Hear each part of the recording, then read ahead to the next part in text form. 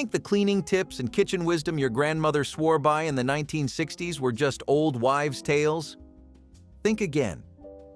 Modern science has vindicated many household practices that fell out of favor when convenience products flooded American homes. Here are 30 banned household hacks from the 60s that scientists now say were genius.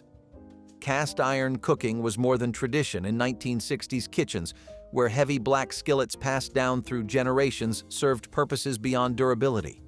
Women who cooked daily in these pans unknowingly supplemented their families with dietary iron that leached into acidic foods like tomatoes and eggs.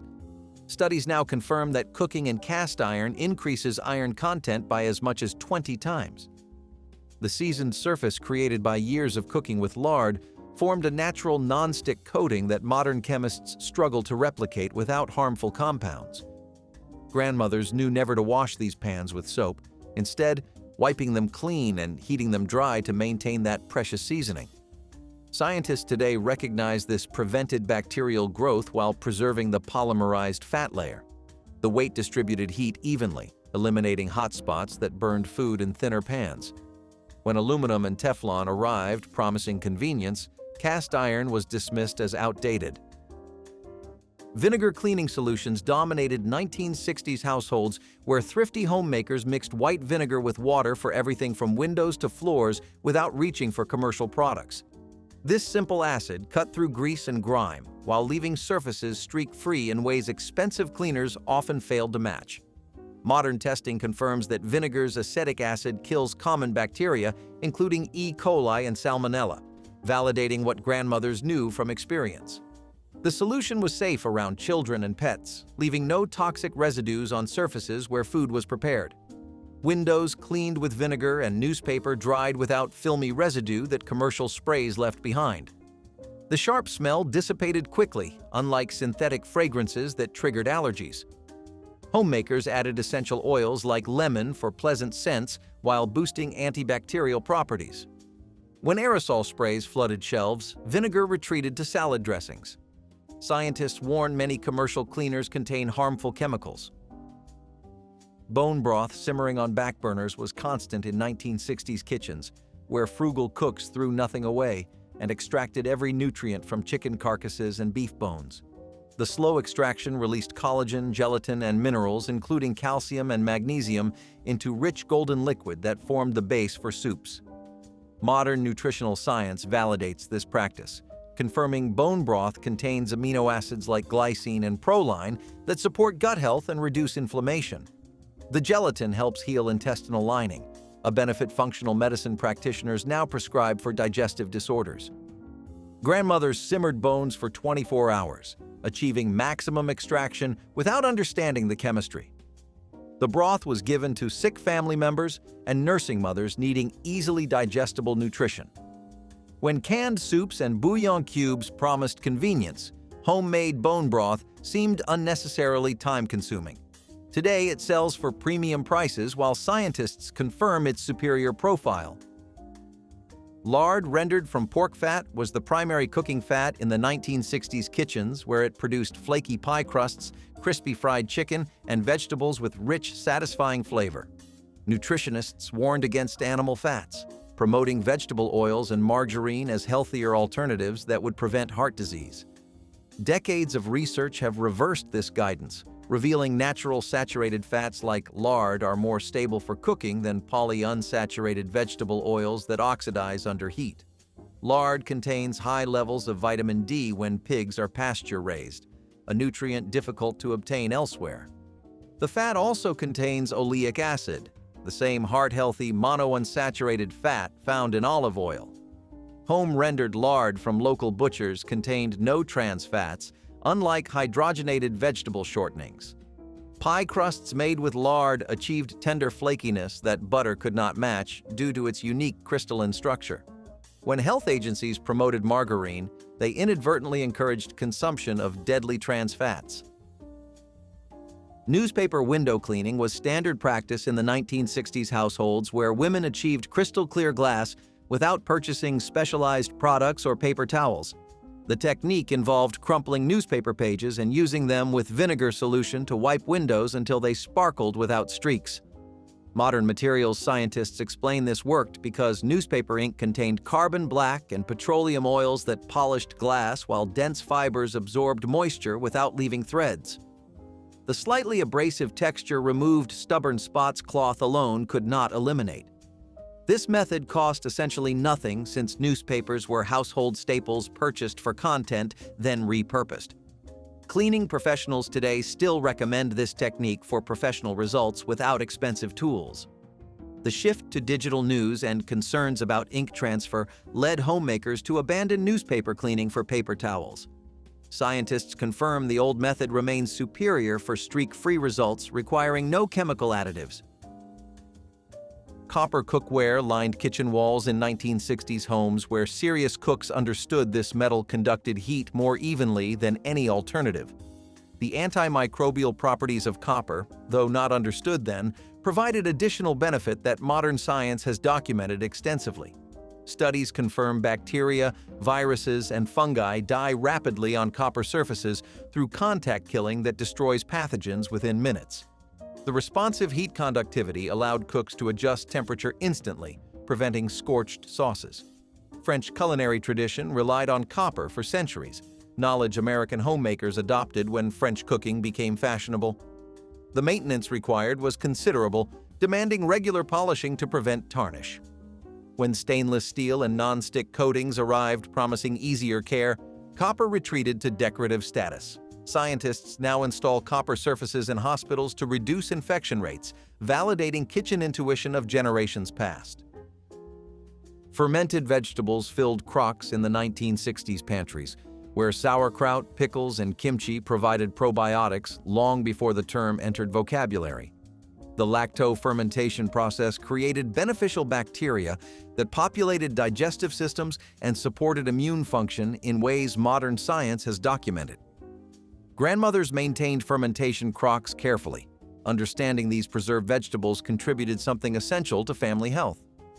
The process increased vitamin content, particularly B vitamins and vitamin K2, while making minerals more bioavailable.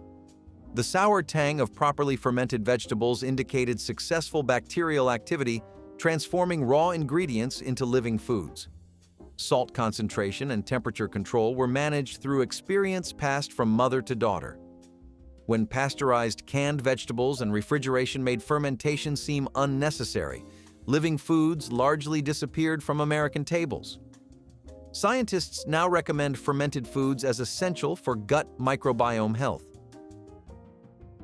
Raw honey treatments for wounds and burns were common knowledge in 1960s, households where this golden substance served as first aid before modern antiseptics became standard. The antibacterial properties derived from hydrogen peroxide production, low moisture content, and acidic pH that create environments where pathogens cannot survive. Modern medical research validates this remedy so thoroughly that medical-grade honey products are now used in hospitals for treating diabetic ulcers and antibiotic-resistant infections. The osmotic effect draws moisture from bacterial cells while providing protective barrier that keeps wounds clean. Grandmothers applied honey to minor cuts, scrapes, and kitchen burns, covering them with clean cloth.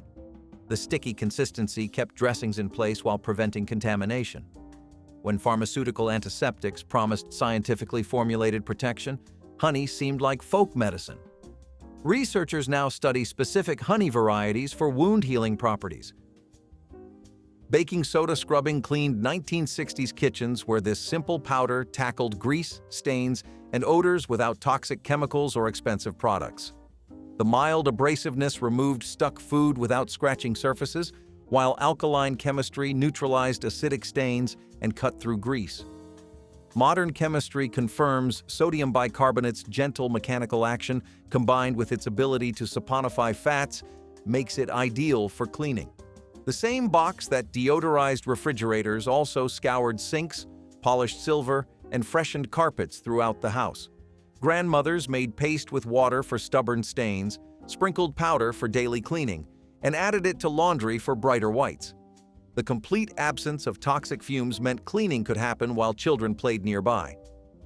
When commercial cleaners promised specialized formulas for every surface, baking soda retreated to baking alone. Environmental scientists recommend returning to this versatile powder, warning that commercial cleaners contain harmful chemicals. Sunning laundry on outdoor clotheslines was universal practice in 1960s neighborhoods where sheets and clothing dried in fresh air while absorbing ultraviolet radiation that killed bacteria and bleached stains naturally. The antimicrobial effect was understood intuitively, leading housewives to hang sick children's bedding in direct sun for exposure. Modern research confirms UV radiation destroys bacteria, viruses, and fungal spores more effectively than many chemical disinfectants while leaving no residue. The natural bleaching removed stains without chlorine, preserving fabric integrity while achieving brightness chemical bleaches could not match. The process required no electricity, reduced utility bills, and left fabrics smelling of fresh air rather than synthetic fragrances. Clothes dried on lines lasted longer than those tumbled in hot dryers that stressed fibers. When electric dryers promised convenience regardless of weather, outdoor drying seemed old-fashioned. Scientists recommend sun exposure for disinfecting fabrics. Oatmeal baths soothed irritated skin in the 1960s households where mothers filled cloth bags with plain oats and swirled them in warm bath water for children suffering from chickenpox, poison ivy, or eczema. The milky water provided relief that seemed almost magical to families who could not afford specialized medications. Modern dermatology has validated this practice, identifying compounds called avenanthramides in oats that reduce inflammation and itching at the cellular level. The colloidal suspension created when oats release their starches forms a protective film on skin that locks in moisture. Pharmaceutical companies now sell colloidal oatmeal products at premium prices that grandmothers achieved with pantry staples. The treatment was gentle enough for infants and effective enough for adults with chronic skin conditions. When medicated lotions became available, oatmeal baths seemed like primitive home remedies. Scientists now recommend them as first-line treatment for many skin conditions. Salt preserved food and cleaned homes throughout the 1960s when this ancient mineral served purposes that modern products have struggled to improve upon. Coarse salt scoured cast iron pans without damaging seasoning, absorbed fresh stains from carpets, and removed rust from metal surfaces. The abrasive crystals provided mechanical cleaning action, while sodium chloride inhibited bacterial growth. Grandmothers mixed salt with lemon juice for copper cleaning, combined it with vinegar for drain maintenance, and sprinkled it on oven spills for easy removal. The mineral was inexpensive, completely non-toxic, and effective for dozens of household applications. Salt water gargles treated sore throats, salt soaks reduced swelling in tired feet, and salt scrubs exfoliated skin before commercial spa products existed. When specialized cleaners arrived promising better results, salt retreated to seasoning food alone.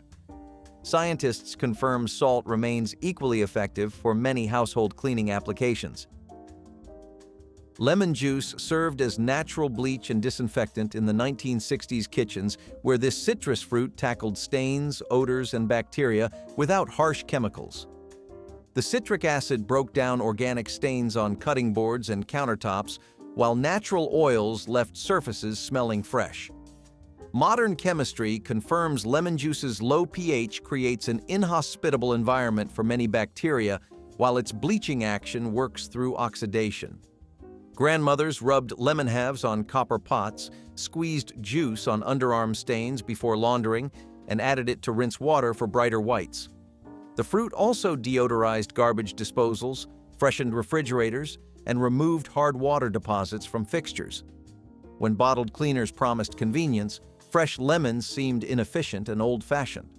Environmental scientists now recommend citrus-based cleaning, noting commercial bleaches damage waterways and respiratory systems, while lemon juice biodegrades harmlessly. Cold water treatment for bloodstains was universal knowledge in 1960s. Households where mothers understood that hot water would set stains permanently while cold water lifted them away. The technique involved immediately rinsing fresh blood with cold water, rubbing gently, and repeating until the stain disappeared before heat touched the fabric. Modern protein chemistry explains exactly why this works, revealing that blood contains hemoglobin that coagulates and bonds permanently to fibers when heated. Cold water keeps proteins soluble and removable, while hot water denatures them into insoluble forms that no washing will remove. This knowledge was passed from mother to daughter without scientific vocabulary, but with complete accuracy. When stain removers arrived promising to handle any stain, the cold water rule seemed like superstition. Scientists confirm temperature remains the critical factor, and grandmother's method still works better than expensive products applied incorrectly. Bacon grease jars sat beside every 1960s stove where frugal cooks saved rendered fat for cooking, seasoning, and household uses that modern convenience has forgotten. The collected drippings provided free cooking fat for frying eggs, seasoning vegetables, and making gravies with deep savory flavor. Modern food science has rehabilitated animal fats, acknowledging bacon grease contains primarily monounsaturated oleic acid and is more stable for high-heat cooking than many vegetable oils. The practice eliminated food waste while providing flavorful cooking medium that cost nothing. Grandmothers also used bacon grease for seasoning cast iron, lubricating squeaky hinges, and conditioning leather goods, the fat stored safely at room temperature for weeks without spoiling. When vegetable oils and spray coatings promised healthier cooking, bacon grease jars disappeared from stovetops. Scientists now acknowledge properly stored bacon fat is no less healthy than many commercial alternatives. Egg white facial masks tightened and clarified skin in 1960s. Beauty routines where women applied beaten whites directly to faces and let them dry before rinsing. The treatment left skin feeling firm and pores appearing smaller through simple protein chemistry that cosmetic companies would later complicate. Modern dermatology confirms egg whites contain albumin that temporarily tightens skin as it dries, creating the lifting effect women observed. The protein also absorbs excess oil from pores while providing nutrients supporting skin health. Grandmothers added honey for moisture, lemon for brightening, or oatmeal for exfoliation, creating custom treatments from kitchen ingredients. The masks cost essentially nothing and used products already on hand. When commercial skincare promised scientific breakthroughs, egg white masks seemed like grandmother's vanity.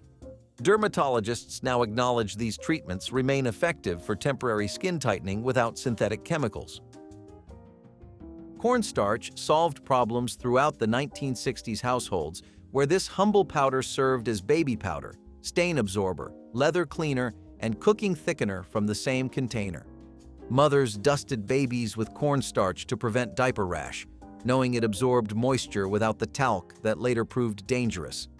The powder also removed grease stains from fabrics when applied immediately, polished silver when made into paste, and unstuck squeaky floorboards when sprinkled into cracks.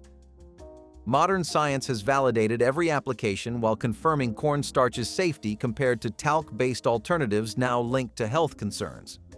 The thickening power in cooking came from starch granules that absorbed liquid and swelled, creating smooth gravies without lumps. Grandmothers kept cornstarch in bathrooms, kitchens, and laundry rooms for different purposes. When specialized products arrived promising superior performance, cornstarch retreated to cooking alone. Scientists confirm it remains safer than replacements.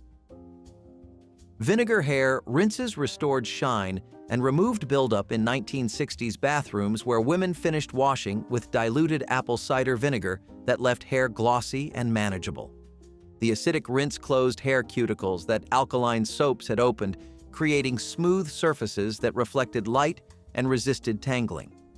Modern trichology confirms vinegar's acidity counteracts residue from hard water minerals and styling products while restoring hair's natural pH balance.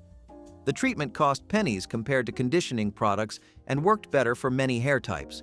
Grandmothers mixed 1 part vinegar with 4 parts water, poured it through hair after shampooing, and rinsed briefly with cool water.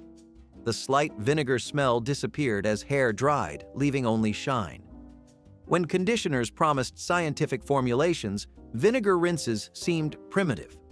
Hair scientists now recommend acidic rinses for clarifying hair and restoring natural shine without synthetic buildup.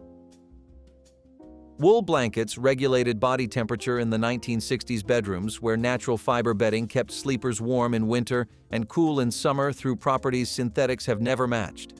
The crimped fibers created air pockets that insulated against cold, while natural wicking pulled moisture away from skin to prevent overheating. Modern textile science confirms wool's hygroscopic properties allow it to absorb up to 30% of its weight in moisture without feeling damp. The material also resists dust mites, mold, and bacteria naturally without chemical treatments. Grandmothers invested in quality wool blankets that lasted decades. Understanding their value exceeded initial cost. The natural flame resistance provided safety that synthetic materials could not match without additives. When polyester blankets arrived, promising easy care and lower prices, wool seemed expensive and outdated. Scientists now recommend natural fiber bedding for temperature regulation. Opening windows for cross-ventilation was standard practice in 1960s, homes where fresh air circulation was considered essential for health and household maintenance. Mothers opened windows on opposite sides of rooms to create airflow that cleared cooking odors, reduced humidity, and prevented stale air. Modern building science confirms natural ventilation dilutes indoor air pollutants more effectively than many mechanical systems while reducing energy consumption. The practice also prevented moisture buildup that causes mold growth and structural damage. Grandmothers understood that houses needed to breathe, opening windows daily regardless of season to exchange indoor air. The cross-ventilation created by strategic window placement moved air efficiently without fans or air conditioning. When central heating and cooling promised controlled comfort, window ventilation seemed unnecessary. Environmental scientists now recommend regular natural ventilation for indoor air quality that mechanical systems alone cannot achieve. Camphor balls protected woolens in the 1960s closets and cedar chests, where these pungent white spheres kept moths away from precious sweaters and blankets families could not afford to replace. The strong aromatic compounds released slowly into enclosed spaces, creating an environment that moth larvae found intolerable. Modern entomology confirms camphor and similar compounds disrupt moth reproduction cycles and repel adult insects from laying eggs on stored fabrics. Grandmothers placed camphor balls in drawers, hung them in garment bags, and scattered them among folded linens with complete confidence. The distinctive smell became associated with grandmother's house and careful housekeeping across generations. Cedar wood provided similar protection through natural oils that moths avoided. When synthetic moth repellents arrived, camphor seemed old-fashioned and pungent. Scientists confirm natural aromatic repellents remain effective without the toxic chemicals found in modern alternatives. Buttermilk tenderized meat in 1960s, kitchens where cooks soaked tough cuts overnight in this tangy liquid before cooking transformed them into fork-tender results. The mild acidity broke down muscle fibers without the aggressive action of stronger marinades that could turn meat mushy. Modern food science confirms lactic acid in buttermilk denatures proteins gently, creating tenderness while adding subtle flavor that complemented the meat. Grandmothers soaked fried chicken in buttermilk before breading. Understanding this step made the difference between good and memorable results. The technique worked equally well on pork chops, beef roasts, and game meats needing taming. The buttermilk also helped breading adhere better, creating crispier coatings that stayed intact during frying. When commercial tenderizers arrived, buttermilk soaking seemed unnecessarily time-consuming. Chefs now recommend returning to buttermilk marinades for superior results without artificial ingredients. Potato water saved from boiling became bread starter in the 1960s kitchens, where frugal bakers understood that starchy cooking liquid provided nutrients that yeast needed to thrive. The water contained starches, minerals, and vitamins leached from potatoes during cooking that would otherwise wash down the drain. Modern baking science confirms that potato water creates superior bread texture, with the starches contributing to softer crumb and longer freshness. Grandmothers saved this water in jars, using it to mix bread dough that rose higher and stayed fresh longer than bread made with plain water. The technique required no additional ingredients, simply using what would otherwise be waste. The practice also applied to pasta water, bean cooking liquid, and vegetable broths that enhanced baked goods. When instant yeast and bread machines arrived, Traditional bread making seemed unnecessarily complicated.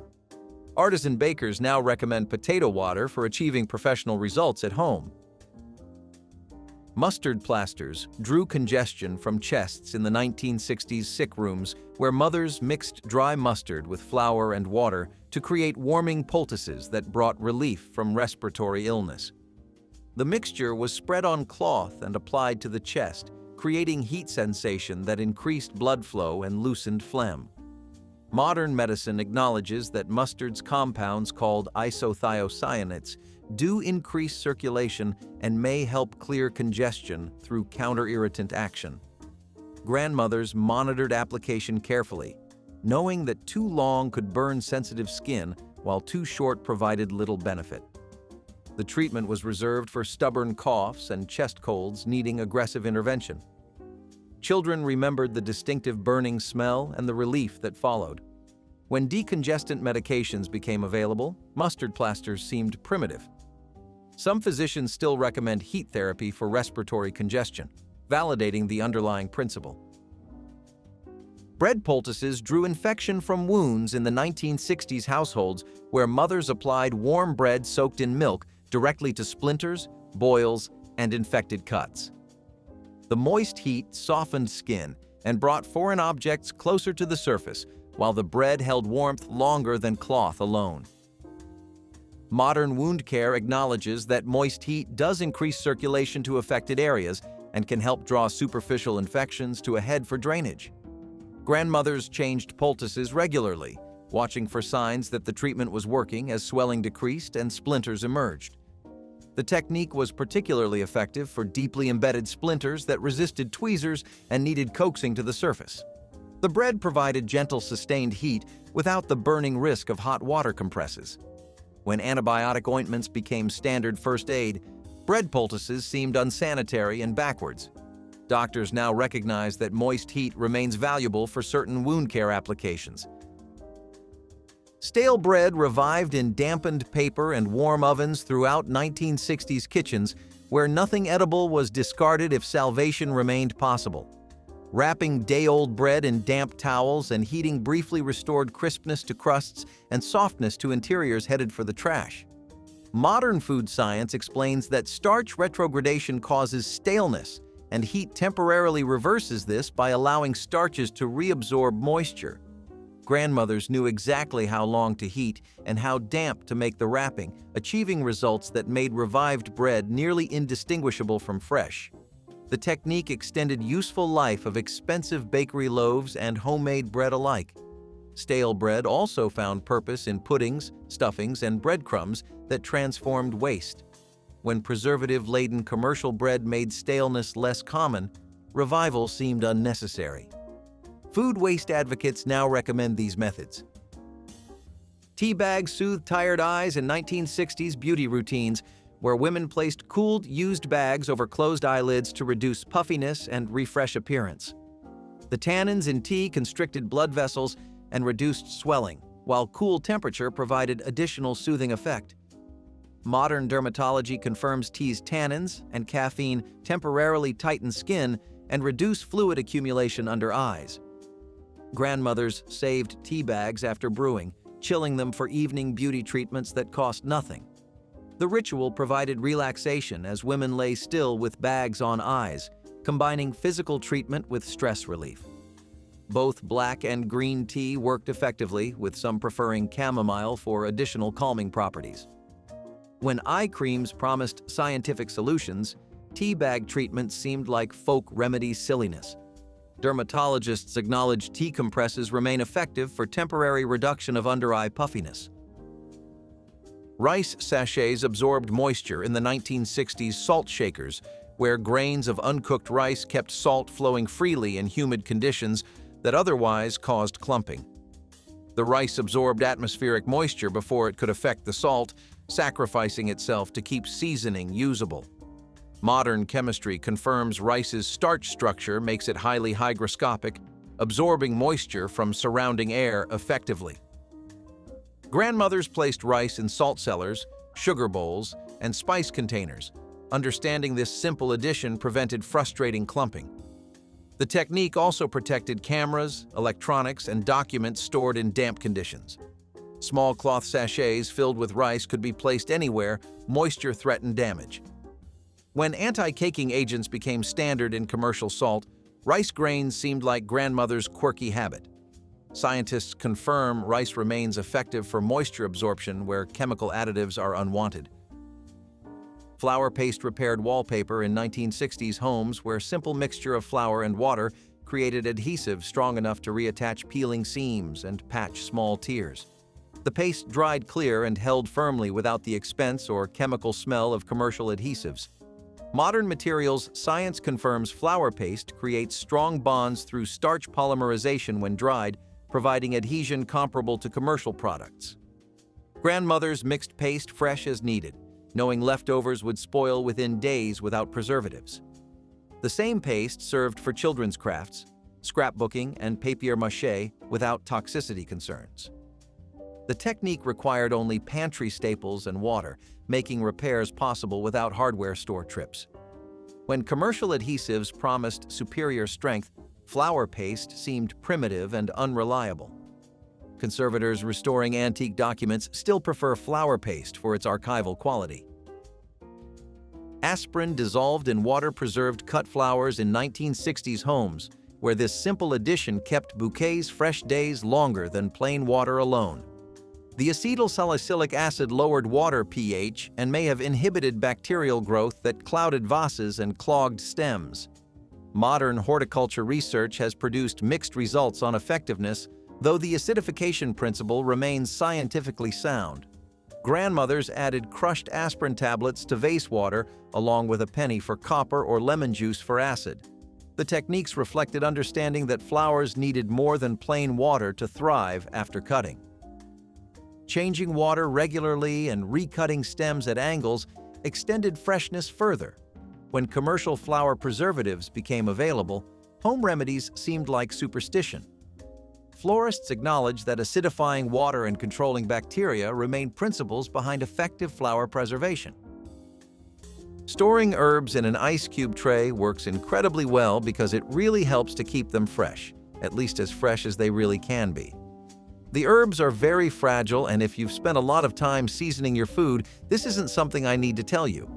The essential oils in these are pretty much non-existent the moment they come into contact with air, and that only starts becoming more of a problem the longer that exposure lasts. They don't do well with lighter heat either, which is why an ice cube tray works for 3 reasons. 1, it helps preserve their freshness. Okay, tell me why, right? Well, ice cube trays put a little roadblock in a neat and slightly annoying process I affectionately call oxidation, and that really helps to keep spoilage issues low. That's all thanks to the cold temperature helping the enzymes stay away from the tissues of the herbs, and in turn, the oils that are with them. 2, there's only so much space in a tray, so you only take out the amount of herbs you need, which helps you keep spoilage to a low anyway. Third, you always place these trays in freezers, away from any kind of light or heat, which gives the herbs the perfect environment they need to rest and chill until you need to take them out. Jell-O molds were a typical 20th century snack that let people get creative and fashionable with their desserts. You could use them for gelatin-based dishes or jelly bowls and cakes, and they were very common at parties and family gatherings. Of course, the kids in particular enjoyed Jell-O molds the most out of everyone else, even if they had no idea how to use them to shape the Jell-O properly. That is probably why every grandma always had some of these though, so that when their grandkids eventually did come over, they could enjoy playing around with their food a little before.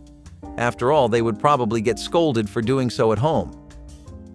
To be honest, most Jell-O mold brands got really popular in the 1960s in particular as they became a convenient trend since Jell-O was also getting more and more popular. Here's a patty grilling technique endorsed by the culinary virtuoso himself, Gordon Ramsay. You get some nice beef patties perfectly shaped, seasoned, and ready to be slapped onto the grill for the most divine homemade burger you have had in the past 5 years. Turns out it was a bit too humid, the meat was a little dry, and the grilling took away all the moisture. You end up with a dry, chewy patty that does neither your teeth nor your taste buds any favors. So what's an honest burger lover to do? Put some ice cubes on that bad boy and let it grill. You will genuinely be shell-shocked at the results. The whole thing here is that it keeps that moisture locked into the patty, so the burger stays constantly juicy throughout the process from the moment you put it on the grill to the moment it hits your plate. It is not like you have anything to lose by trying except like 4 ice cubes, so give this a shot. And remember, you can always take Ramsay's word for it too. So clothespins really help when it comes to sealing bags, and that's thanks to their effective design. This is because the clothespins help to close the bag without any kind of secondary tool. You don't need pins and a staple, or needles and a thread, or anything really. All you need is a clothespin, which comes built in with a spring-loaded clamping mechanism. Why is this important? Well, it lets the clothespin hold on to items like a bag extremely hard. You kind of want to do that with something as important as your bag. The closure helps to keep any unwanted air outside too, and that means that anything in your bag stays fresh and doesn't get spoiled. It could be your lunch, it could be a salad, or it could be a product that's not supposed to touch air. Plus, clothespins are really reusable, so there's no reason not to be using these. Butter curlers were another little trinket that saw a lot of use in most households, thanks to the simple benefits of life it would let you enjoy, like very pretty-looking butter. Some home chefs were much more focused on presentation, decoration, and maintaining the ambiance with the look of their food than others. They always had butter curlers handy because at formal meals or dinner parties, this elevated the entire mood because of how good it could make your food look. Homes that had hosting and entertaining as a priority always had curlers around, and nowadays some still use them because of the flexibility it gives you. With butter curlers, you could get more controlled and moderate curls of butter out instead of large spreads that really burned through your stock and had you running to the grocer's again and again. When you hear the word umami, you naturally think of everything savory and typically found in main courses. Very few people realize that anything with cocoa, in this instance chocolate, also has that flavor. So what is the best way to bring it out of your chocolate? Adding some soy sauce into it can really intensify it because of the saltiness from the sauce. Try this out the next time you bake a cake, truffles, or even cookies and brownies. We know they do not seem like they would go together, but very few things look like a perfect pair until you put the combo into practice. And this is a tried and true one after all. Vinegar acidic. And that's not new information. Hell, even a 5th grader these days can tell you that. At least I hope they can.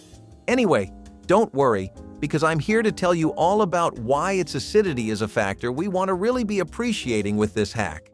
See, that acidic nature helps to loosen and dissolve the burnt surface that you see on pans, the icky black stuff that sticks and just won't go away.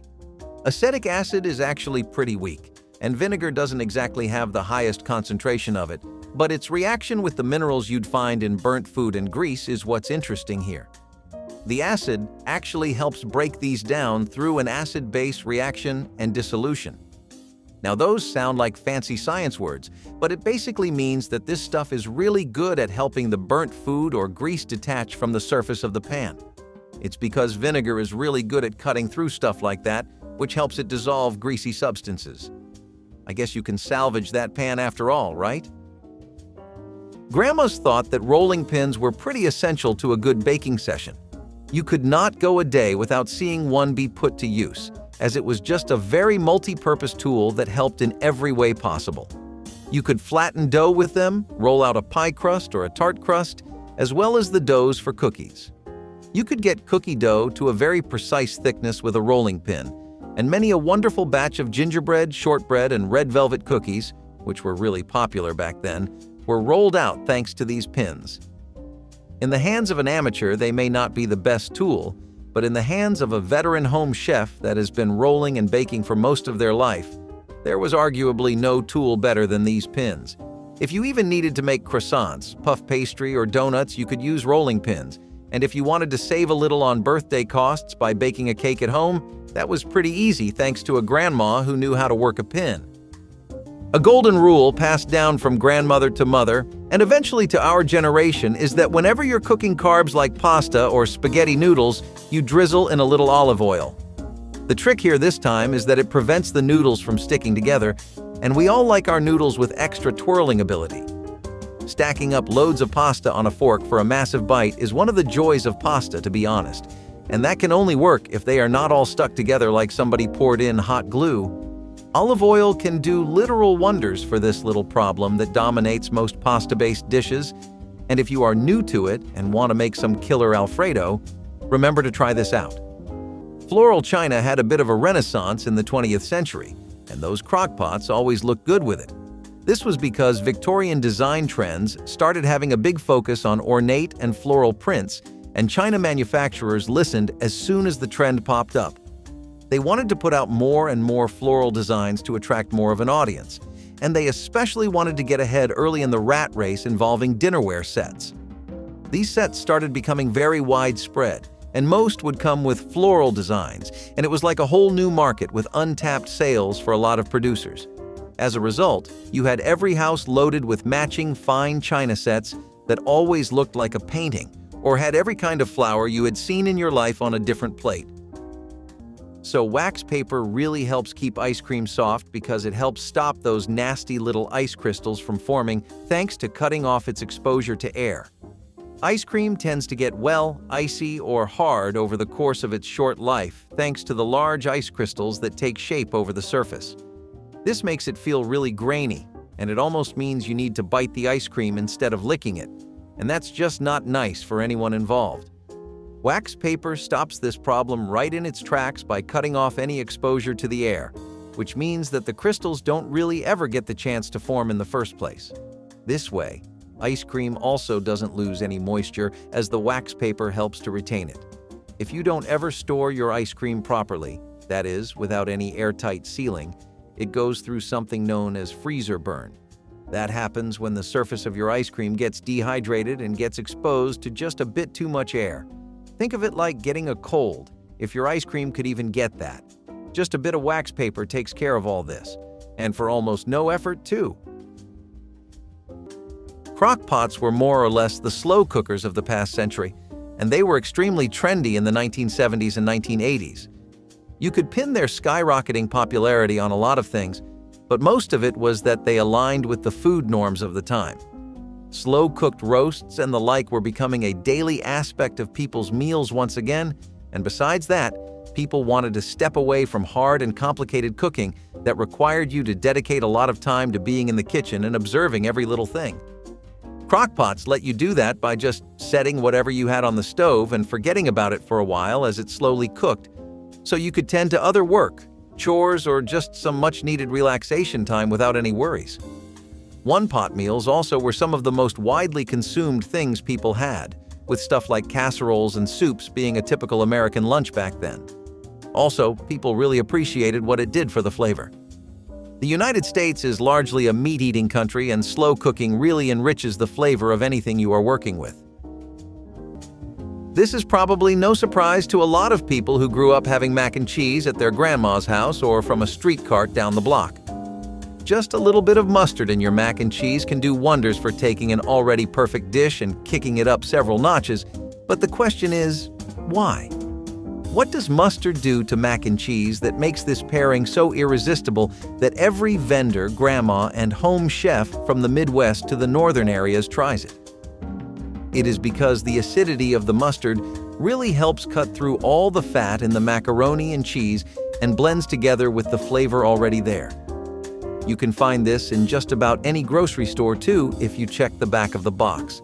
Classic Dijon or yellow mustard adds that tang that makes your mac and cheese shine and stand out. So, you really want that aesthetically perfect slice of cake, right? The one that looks like it's right out of a TV ad? The one that just looks wonderfully symmetrical and like it was cut by a pro?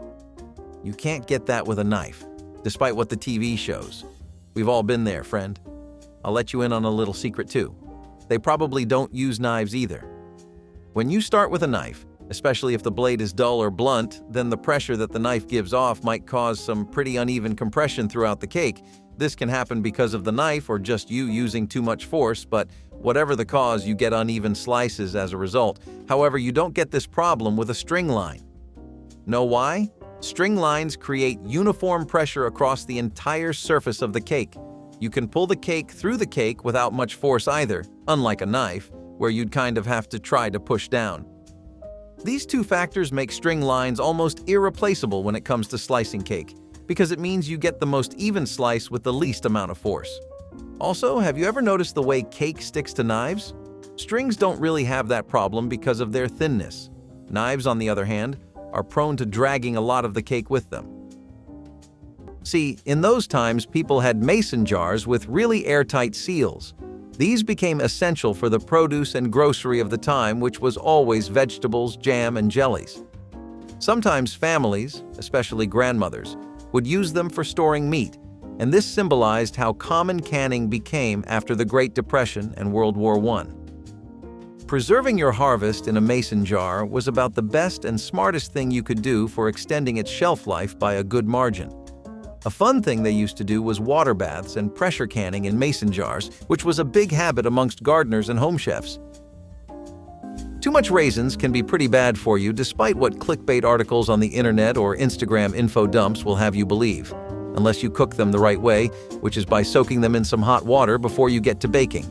Something you must have noticed by now, whether we are dealing with fried chicken and pizza or rice and ground beef patties, is that every kind of food has the potential to get significantly better depending on the prep. If you just take a little bit of time out to add some things, soak them, place them in a proper container, and try a few hacks, then you can find yourself having a much better dish. In this case, the hot water makes them plumpier and amps up their properties as a natural laxative. You the type to struggle with digestion? This is a hack for you, plus all the other benefits like taming your sweet cravings or boosting your bone strength. Seems like Grandma really did know what was best for our bodies. Ice water to peel eggs is really common, and I'm sure it's something you've heard of before too. See, the boiling of an egg does two things to the egg. One, the protein inside the whites and the yolks comes together and really solidifies. Pretty convenient for eating purposes, but not so much for peeling ones. The heat is what makes the egg expand after all, but it also kind of means the shell sticks to the egg now. When you take that egg that was just drenched in hot water and instead put it in some ice-cold water, you create a cool little thing known as thermal shock. Have you ever been taking a really hot shower and then taken a really cold one, only to find your muscles cramping up? Yeah, that's the same concept here. The cold makes the egg contract, and pretty badly at that. It can be a pretty big pain waiting to peel all your eggs after you just waited a decent bit to boil all of them, so next time, save yourself some time, do everyone a favor and just pour some really cold water in a glass or bowl. The pressure cooker was first invented in the 17th century, but most people began associating it with the late 19th and early 20th centuries, when stews became extremely common. Commercial mass production of pressure cookers began around this time, with the first one, the MBG, made in a Chicago factory in 1930. Due to high demand from home chefs, including stay-at-home wives and grandmothers, these cookers quickly gained popularity in the market. You could reduce cooking time with them, and they used a lot less energy than most conventional methods. As a result, people really took to these neat little things. One of the best parts was that it retained two of the most important things about your food better than anything else, which was the flavor and the nutrients. Pressure cooking helped keep more nutrients in your food as it used less water overall, and the tightly sealed environment helped keep evaporation on the down low, and it was really good for handling tough cuts of meat. Sometimes your fridge gets a due date for the scrapyard much earlier than it should. Sometimes the gas runs out and you are left debating a crisis. Do I let all my frozen stuff, my protein, and my milk go to waste? Or do I take some inspiration from my ancestors and try a neat little milk preservation hack? The next time you find yourself on the edge of a dairy disaster, try placing your bottled milk in a bowl of cold water. This next step is baby levels of difficulty. All you need is a wet cloth placed around the edges. Gets rid of those nasty bacteria, gets rid of your milk gone stale worries. We think it is an all-around win-win. So, storing lettuce in damp cloths follows pretty much the exact same principles we went over while we were discussing how bread can help you get your sugar back. It's all about moisture retention, but this time around it's also got a lot to do with regulating the temperature of the lettuce. This really helps maintain the vegetable, because lettuce usually contains a lot of water, and that makes it easily perishable. Bummer, right? Especially when we use it in so many things, which always prompts you to buy in bulk. But that may not be the right idea, since you end up with wilted and dried lettuce, and no one wants that, right? Putting a damp cloth on it helps keep it humid, which means that the lettuce gets a perpetual source of moisture. This helps to keep the moisture in for long, and the cloth itself helps to absorb moisture coming in from the air and helps buffer the temperature too. You get a consistent humidity this way and some airflow since it is a cloth. All of this works really well by giving lettuce essentially the perfect environment it needs to last longer. This one is similarly another one you may have not only heard of, but seen, tried, and tested for yourself. Toasting spices in a pan can do wonders for their flavor. It is like steroids with athletes, except nothing about it messes up your system. Just a little bit of toasting can really bring out every last drop of flavor from whatever spices you are working with, and the end result you get is an explosively flavorful dish that packs thrice the punch you thought it would. Sounds like a pretty good deal this time too, right? Ever thought about why this happens though? You know how spices have these oils in them, and they are largely what is responsible for that banging taste we are all used to?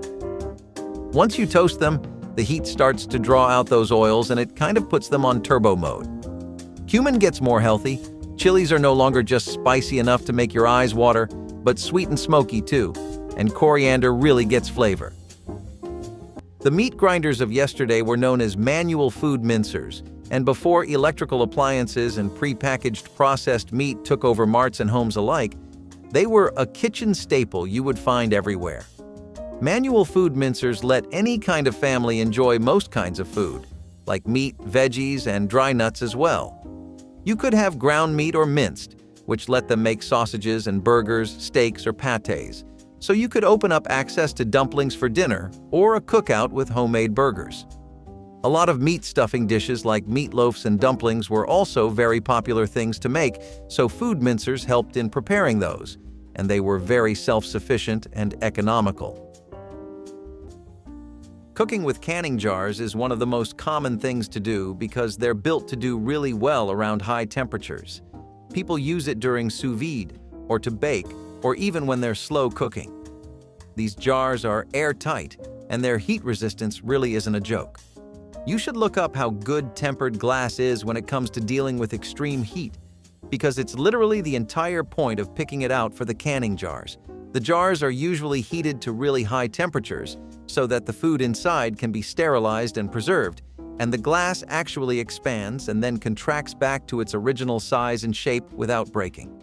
This means you can place it on any source of heat, a stove, an oven, or even a pot of boiling hot water, and not worry about any glass exploding in your kitchen. If you cook with canning jars, then the context of slow cooking really is the best one to use them in. The airtight seal really helps to trap moisture in, which helps to boost the flavor of something by several levels. You also get some pretty even cooking since what you're cooking in doesn't have a lot of space, though that comes with some side effects like managing your portion or needing to cook a few more times than normal. Still, I bet you didn't know we could cook with canning jars, did you? The typical scrambled eggs breakfast has been more or less a national tradition for so many years, it is impossible to tell where it really started. Low-key, small-time diners, high-tier French-American restaurants, and steakhouses all serve some kind of variation on eggs, including scrambled-ons. Hence, what do you do to add a little bit of variety, texture, and a bit of spaz to this classical option? If mayonnaise can work wonders for a burger, why not try it here? No, seriously, you'd be surprised. We know most people never make the link between eggs and mayo, but they can actually make them so much more fluffier and add this nice creamy texture too. If you do not believe us, then just search up any grandma's recipe for mayo eggs. Do not knock it till you try it. Wooden spoon collections were also a very typical sight in America during the 20th century. A lot of these things got as popular as they did because they lasted so long and were also pretty durable. Nowadays, it is very easy to get a replacement for something if it breaks or something goes wrong, but it was more of an inconvenience then. Wooden spoons didn't melt or warp even with daily exposure to heat, so they were used in nearly every aspect of cooking. Besides the practicalities of all of it, the aesthetic appeal was also really out there. They went along with most of the interior of homes back then, which was pretty wood-oriented, and the rustic charm and warm, dulcet tones of a well-stacked collection of wooden spoons really brought it all together. It's when the little things come together that a place really shines, you know? Have you ever heard of turning a milk jar into a butter maker? I bet you haven't, because if I'm being totally honest with you, I didn't know either. Yet the process of churning really helps to keep the cream from separating from the fat that you find in the buttermilk. The milk jar, since it's a glass container with an airtight seal, can even help to churn the butter. I'll tell you why. Butter is made when you basically irritate heavy cream and violently shake it until the point that the cream starts to mix together and stick. Then, you take the liquid and separate it, and that is how you get buttermilk. Milk jars end up being the ideal choice for this because they can hold cream really well and also handle the amount of violent churning and shaking you need to really create the butter. The churning is what causes the cream to start turning into butter, and the tight seal really helps you keep the moisture you need to retain the texture. Something that was really common as a bit of decoration in households back then was a teapot. In a sense, it has lost the same love it had in its golden days where people only used teapots for storing their freshly brewed tea, since microwaves are so incredibly common now. They were common in rural areas as well, which is likely where teapots became part of the cottagecore aesthetic. They were also used to brew tea, as you could steep tea leaves in them and let the hot water really soak in all of the flavors and aroma. Teapots came in different shapes and sizes, and you could always experiment and see which one worked the best for you. Something that is ridiculously common in Southeast Asian households in America, but a little less known to natives of Uncle Sam's residence, is that rinsing your rice with water can do wonders for any dish. Literally, any dish that involves even the slightest hint of rice. This is because rinsing removes the extra starch packed into rice, giving you fluffier grains with minimal effort. If you are the type of person who enjoys their rice soft, airy, and mushy, then this is one kitchen hack you need to try. This time, you can thank brown grandmas for passing it on to the mainstream. Even culinary scientists like Matt Slem vouch for this, and just like with sticky pasta, nobody enjoys eating sticky rice. Chilled bowls are actually fantastic for placing your whipping cream in because the cold temperatures here really help in keeping the fat in the cream stable. Why is the stability of the fat of your whipping cream a subject you may want to be invested in? Well, that's because unlike keeping a stable diet or sleep schedule, the effects this time around are a lot more immediate. Whipping cream is made up of a lot of fat molecules that get suspended in the water. That's what happens when you whip the cream. Those molecules start clumping together and make what you see. At room temperature even, this fat can start to melt, and it means you lose the texture of whipping cream when it's at its best. If you chill the bowl though, you don't get this problem because the fat actually stays firm and helps the foam keep its shape. Pretty interesting, right? I know I like my whipping cream at tip-top performance, and if you do too, maybe you want to keep this one in mind. Percolator coffee pots were what people used to make their dearly beloved coffee before the age of drip coffee makers in the 20th century. This is how you would make some strong coffee, and it was done by cycling boiling water through grounded coffee. It used a basket and a tube to do those, and they became known for three things: being very straightforward to use and brewing incredibly vibrant and strong coffee. They have been replaced by single-serve Keurig machines and espresso makers because you just get more control over what kind of coffee you want to make with them. But to get that old-fashioned coffee, some households do still enjoy a percolator. This is one you have definitely heard about.